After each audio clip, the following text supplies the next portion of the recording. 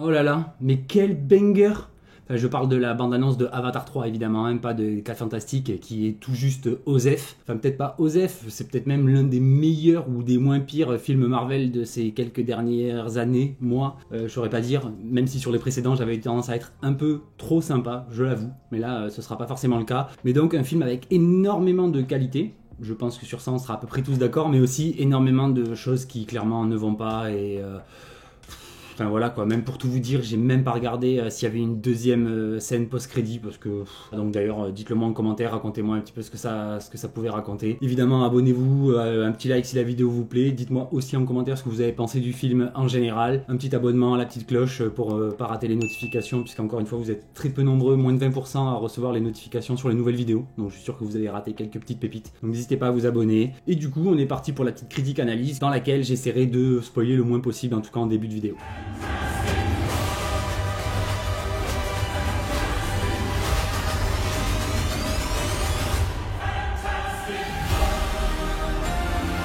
Donc pour commencer, sans spoiler, clairement les 4 Fantastiques c'était un film qui avait le potentiel d'être vraiment un très très bon film. Visuellement déjà c'était un parti pris hyper intéressant de la part de Marvel Studios Disney, et pour le coup le film correspond complètement à ce qu'on avait pu apercevoir dans les bandes annonces. On est sur un design très rétro-futuriste avec des voitures volantes mais en même temps des télés cathodiques. Ça fonctionne vraiment très bien, ce côté un peu années 50, 60, et en même temps avec des technologies hyper futuristes et des concepts aussi très modernes. On est donc sur la Terre 828, donc pas celle qu'on connaît, pas celle avec les Avengers, tout ça qu'on connaît, et un monde dans lequel les seuls super-héros sont les 4 Fantastiques, donc jusque-là, pourquoi pas. Même si je leur dirais, mais dans ce film-là, c'est plus les 4 tout juste ok, ou les 4 moyens, ou les 4 héros, mais pas les 4 super-héros, ni les 4 Fantastiques. Mais donc un film quand même très joli, avec en plus une musique qui fonctionne plutôt bien, même si elle est assez discrète par moments, mais le thème, rien que le thème là, 4 Fantastiques, Fantastic Four, fonctionne très très bien. Il est très présent dans le film, mais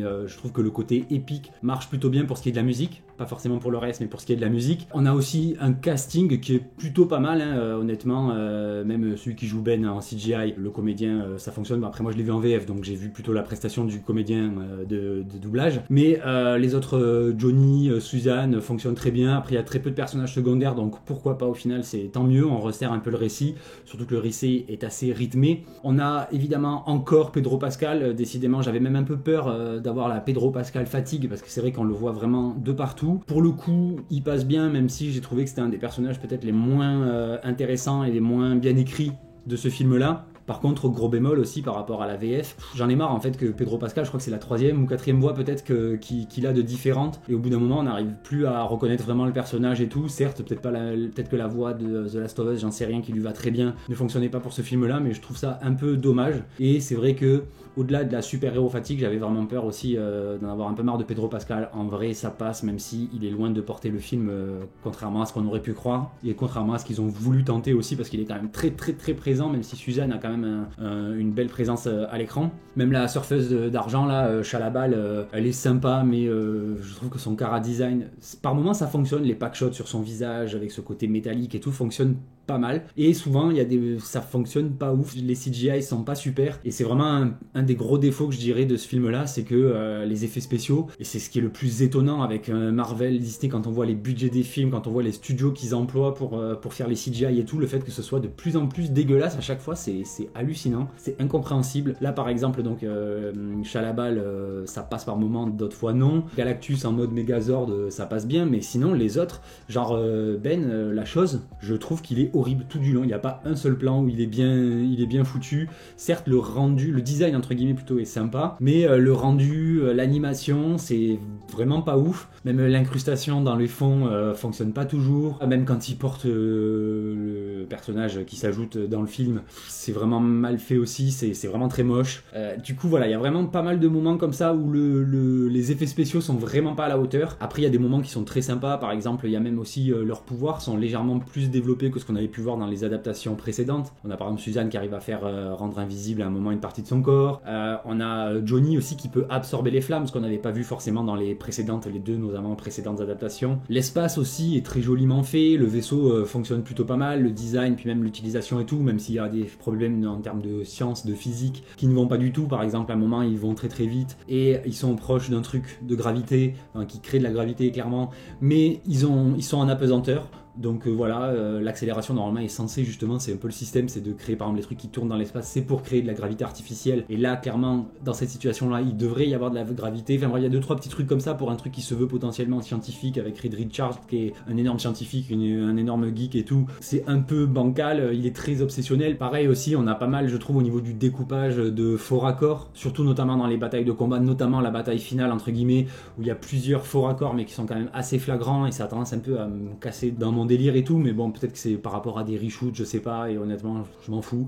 En gros, pour être très très très simple, la première partie du film, à peu près la première moitié, est vraiment très très sympa. Je me suis vraiment amusé, même s'il y a rien d'ultra palpitant, c'est vraiment très sympa. Les présentations, toute la construction entre guillemets du lore du film, surtout de ce nouveau monde et tout, fonctionne très bien, je trouve, c'est fun, visuellement c'est très sympa, ça change aussi, c'est chaleureux, voilà, il y a aussi ce côté rétro qui touche un petit peu au côté nostalgique qu'on peut avoir des fois de certains programmes et tout. Donc j'ai trouvé que ça fonctionnait pas mal, même si, comme je disais, certains personnages fonctionnent pas de ouf. La deuxième partie du film, honnêtement, aucun intérêt, rien n'avance, les personnages évoluent très peu, l'intrigue n'a pas forcément de sens, même au global dans le MCU, ça fonctionne pas de ouf, à part vite fait la scène post-crédit justement qui colle avec ça, mais sauf qu'il y a quand même encore une ellipse qui se passe après la fin du film et cette scène post-crédit, donc ça n'a aucun intérêt en termes de vraiment d'impact sur l'univers, et puis même l'enjeu est certes énorme, Galactus, le surfeur d'argent, machin, tout ça, mais on le sent pas vraiment, il y a vraiment aucun moment où je me suis senti vraiment happé,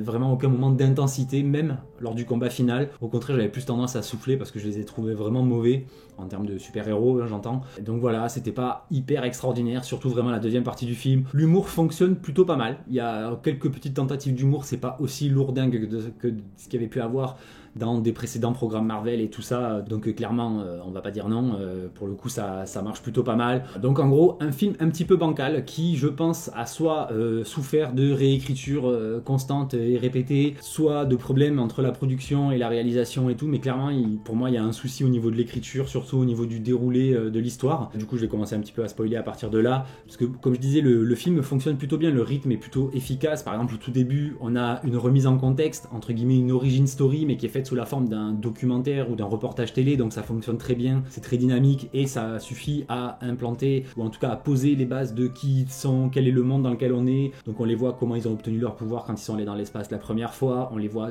devenir vite fait des super-héros, on voit quelques grands moments de leur vie de super-héros, comme par exemple l'histoire de l'homme top, là c'est assez marrant. Pareil, ce qui est assez étonnant aussi, c'est de voir que en même temps que DC a décidé d'adapter avec Superman une des périodes, on va dire, les plus loufoques, les plus funky, les plus colorés, les plus second degré aussi des comics d'ici, ben là on sent aussi cette vibe chez Marvel. Donc c'est marrant qu'un peu à quelques semaines près à peine, les films qui sont un peu inspirés de la même vibes soient sortis si proches. Donc voilà, ça c'est à noter. Et donc l'homme top, on a aussi un autre super vilain entre guillemets, mais bon c'est des super vilains en vrai en carton. On a même des informations comme quoi ils les ont plus vaincus avec la science de Reed ou la politique de Suzanne, puisque c'est une femme politique, une espèce de politicienne à l'ONU ou je sais pas quoi, pourquoi pas. On est sur un truc complètement différent de la Terre de Marvel classique, enfin des Avengers et compagnie, puisque au contraire les super-héros, le fait qu'ils fassent de la politique c'est un peu tendancieux. Le premier à l'avoir vraiment fait c'est Bucky, même si Tony avait quand même ses petits papiers on va dire avec le gouvernement machin et tout ça,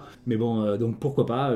Après cet univers fonctionne plutôt bien, on sent aussi que c'est une société qui est quand même vachement bienveillante, même si par rapport à ça bon c'est un peu un vrac, mais ils essayent à un moment, ils expliquent à un moment qu'ils n'ont pas arrêté Galactus parce qu'ils ont refusé de sacrifier leur bébé, et les gens se retournent un petit peu contre eux, mais même là j'ai trouvé que c'était très facile. Il y a une émission de télé qui en parle vite fait, on n'en fait pas trop, il y a quelques gens qui viennent manifester, puis l'autre elle leur fait un espèce de discours plein de bien-pensance et de genre oui tous ensemble, on peut y arriver, machin, enfin bref, ok, super. J'ai trouvé que pour le coup ça c'était un sujet intéressant à développer, le fait que le pognon public se retourne contre eux et qu'ils sont obligés de faire leurs preuves réellement pour ne pas perdre leur bébé par exemple, ou même leur statut et tout. Non, au final ça passe crème, même, genre elle leur fait un petit speech, et puis toute la planète est ok avec elle, donc pourquoi pas. Au même moment, on a aussi, je crois que c'est au même moment, on a aussi cette phrase là, évidemment, qu'un petit groupe avec les bonnes intentions, même s'il est à contre-courant, peut changer le monde. Ouah, super le scoop, encore une fois, c'est de la bien-pensance.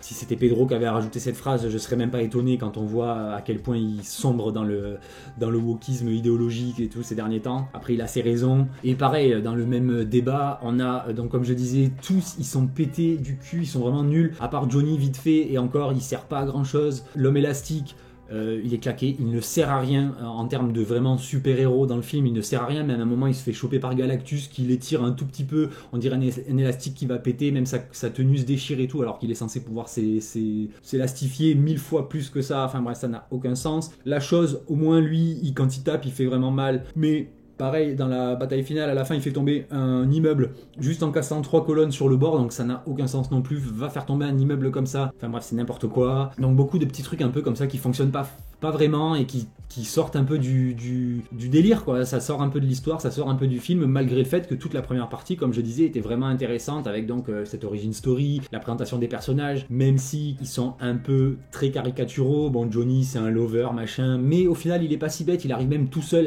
à décrypter toute une langue avec une phrase, donc impossible. Il y a des mots forcément qu'il n'y avait pas dans cette phrase, donc impossible. Mais pourquoi pas, s'ils veulent. Bon, Ben, pour le coup, on le sait, c'est toujours le gentil gars, doux, mais qu'il faut pas embêter. Ben là, pour le coup, son côté un peu colérique, ou en tout cas qu'il faut pas embêter, on le voit pas trop, mais par contre, son côté gentil, on le voit vraiment, même à la fin, il devient la nounou. Genre, je crois que le bébé passe plus de temps dans ses bras à lui que dans les bras de ses parents respectifs, enfin même cumulés. Donc...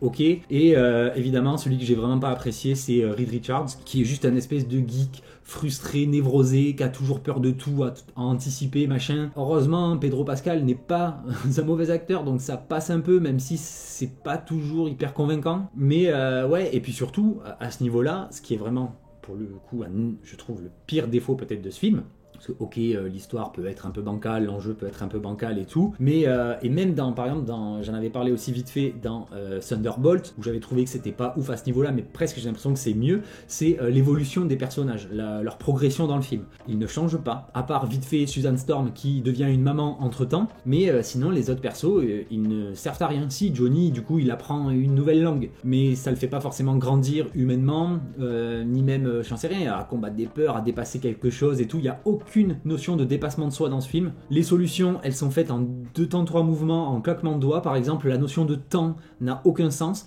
Elle était censée rester bloquée 1 mois. Ok, pourquoi pas, disons qu'elle est restée bloquée 1 mois et qu'après Galactus est arrivé, sachant qu'il voyage dans l'univers, donc il va quand même très vite. Donc peut-être qu'effectivement la première ellipse entre guillemets fonctionne avec le premier mois de... même si c'est pas très clair dans la mise en scène, de répit. Sauf que leur plan, quand ils mettent en place leur plan de téléportation, là, avec tous les trucs de construction à travers toute la planète, les espèces de portails et tout, ils construisent ça en je sais pas combien de temps, parce que ça va hyper vite. Déjà l'autre on a sa barbe qui pousse, donc ok, ça c'est l'ellipse d'un mois, mais quand ils mettent vraiment en place leur plan de construction et tout, on nous dit juste avant, il me semble ne pas me tromper, on nous dit avant ça que Galactus il est au niveau de Jupiter. Et après on nous dit il est au niveau de Mars. Et 1 heure après il arrive. Donc entre Jupiter et Mars il a fait quoi? Il a attendu 3 semaines, il a pris un café, il s'est pris un abonnement Netflix et il a oublié, il a pas vu le temps passer. Donc voilà, c'est un peu... encore une fois, on comprend pas trop le délire et tout. Après, il y a aussi, mais ça c'est plus un détail, mais par rapport à la VF, le mot héros, à chaque fois, quand ils parlent surtout au début, quand ils parlent de Chalabal, ils disent le héros de Galactus et tout, c'est héros dans le sens Harbinger. Comme par exemple pour ceux qui ont vu les dernières saisons de Doctor Who, vous avez la ref. Mais voilà, en gros, dans le sens héros qui fait passer un message ou qui transmet le message de quelqu'un de supérieur, entre guillemets. Donc là, c'est plus en termes de messager héros que héros héroïque, quoi. Et donc, pour finir sur les personnages, Susan Storm, que j'ai bien aimé, surtout dans la première partie, femme forte, machin et tout, même s'il y a quand même quelques lourdeurs à nouveau à ce niveau-là. Évidemment, la seule qui est badass, c'est Sue. Pareil, la seule qui est méga trop forte, c'est Chalabal et tout. Donc les femmes sont trop fortes, mais les autres ne servent à rien. Ils sont laminés en 2-2. Le fait que Susan soit enceinte, ça humanise un petit peu, même si c'est vrai quand même difficile à croire qu'une femme enceinte serait partie dans l'espace et tout, même si c'est pour sauver le monde. Enfin, au bout d'un moment, voilà. Évidemment le bébé super méga supra héroïque divin, l'élu, allez savoir ce que ça va être, qui deviendra l'enjeu apparemment de Doomsday, et peut-être même par rapport lié après à Secret War, tout ça, qui va probablement expliquer la réunion un peu de ces univers, ou en tout cas qu'est-ce que les 4 Fantastiques vont faire dans Avengers. Et justement à ce niveau-là, j'aurais presque aimé, je crois, en vérité, qu'il y ait une fin, une bad ending, une mauvaise fin, une fin un peu dark et tout. Ça aurait un peu changé pour le coup, ça aurait fait vraiment un contraste en plus avec cet univers. Mais pourquoi pas, par exemple, je sais pas, Galactus à la fin il se fait défoncer comme une crotte. En plus il est même pas mort, il a juste été téléporté ailleurs. Pareil, le sacrifice de Chalabal qui nous fait genre, c'était d'ailleurs hyper attendu, enfin c'était évident qu'elle allait trahir, parce que de toute façon c'est son histoire, même dans la vieille adaptation. On a eu aussi cette même histoire du surfeur d'argent qui se retourne contre Galactus. Bon là c'est la surfeuse d'argent, encore une fois hein, les femmes woman power et tout, mais elle intercepte entre guillemets Johnny qui était prêt à se sacrifier, et elle balance machin et elle part avec Galactus dans le portail. Sauf qu'elle n'est pas morte non plus, puisqu'elle peut vivre dans l'espace. Après peut-être que Galactus il va la défoncer, il va la bouffer, on sait pas, et on s'en fout.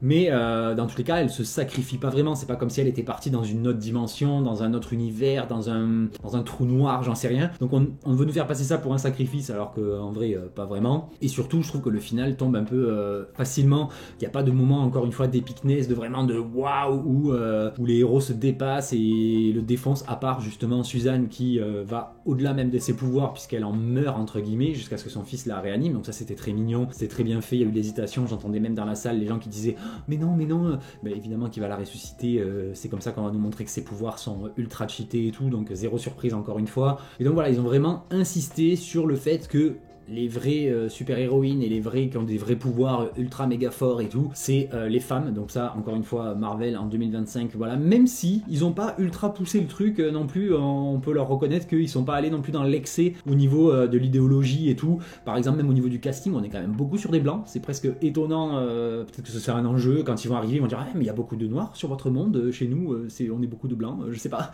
Mais en gros, il y a un personnage noir qui est leur assistante attachée de presse ou un truc comme ça, qui est très sympa, même si elle est un peu oubliable aussi. Mais voilà, on a très peu de casting diversifié, tout ça, même en termes de LGBT, tout ça, ça passe complètement à l'as. Donc est-ce que ça y est, Disney a décidé d'embrayer légèrement, mais le féminisme reste un truc assez facile, et puis voilà. Est-ce qu'on est vraiment sur un virage de Marvel enfin allez savoir, je sais pas trop, mais voilà, ça reste encore un petit peu bancal à ce niveau-là. Et donc, au-delà de, comme je disais, le fait que le film, dans sa globalité au niveau de l'univers entier et tout, a très peu d'impact, même si Galactus c'est censé être vraiment un énorme antagoniste de l'univers et tout. Là il est un peu battu de façon osef, sans voilà forcément de sacrifice ou d'efforts particuliers et tout ça. Mais surtout c'est que au-delà de ça, c'est le titre du film qui n'a même presque aucun sens. First Step, premier pas. Est-ce que c'est leur premier pas en tant que héros? Ben non, puisqu'on a vu au tout début dans le reportage qu'entre guillemets, ils avaient déjà fait leur preuve entre guillemets en tant que super-héros. Est-ce que c'est les premiers pas du bébé? Ben non, puisqu'on ne les voit pas. Est-ce que c'est les premiers pas de Galactus? Je sais pas, mais dans tous les cas, il y a clairement un souci, c'est même plus un faux pas que premier pas au final. Je trouve que c'est c'est vraiment un peu délicat, le film était pas si ouf. Et pourtant visuellement, ou en tout cas... c'est pas une question de budget, c'est pas une question de... Parce que la direction artistique fonctionne très bien, la musique, tout ça, comme je l'ai dit, tout fonctionne plutôt très bien. À part l'écriture, et l'écriture surtout des personnages et de l'enjeu central du film. Moi je m'attendais presque, honnêtement, au milieu du film, et je terminerai là-dessus, c'est que quand ils rentrent et qu'ils ont plus ou moins vaincu Chalabal, là, qu'ils l'ont balancé dans l'étoile à neutrons, tout ça, je m'attendais presque à ce que l'enjeu du film, en fait, change, et qu'au final Galactus ne soit pas l'antagoniste final du film ou quoi, parce que tellement amené de manière délicate, même si j'ai trouvé ça super sympa, le côté Galactus machine qui fusionne presque avec son vaisseau et tout, c'était très cool. Ça fonctionnait pas mal, même si la façon dont il est filmé aussi dans la bataille finale, ça fait très Megazord justement. Il est filmé toujours à hauteur par rapport aux immeubles, les perspectives sont pas dingues, ou alors sinon on voit ses pieds en énorme, mais on n'a jamais de plan vraiment majestueux, des proportions ou quoi que ce soit. Pareil, on joue jamais vraiment avec les proportions, ne serait-ce que l'homme élastique, il pourrait faire un truc de par la disproportion de leur ennemi et tout, même pas. Donc voilà, je trouve que tout est assez bancal dans la deuxième partie du film, alors que la première avait l'air d'amener quelque chose de très sympa, même si, encore une fois, il n'y a jamais un moment, même dans la première partie, qui est vraiment épique, prenant et tout ça, à part vite fait le moment dans l'espace et encore.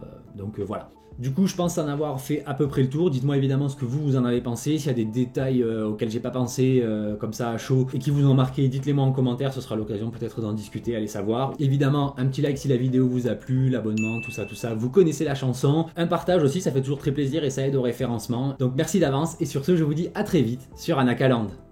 Bye.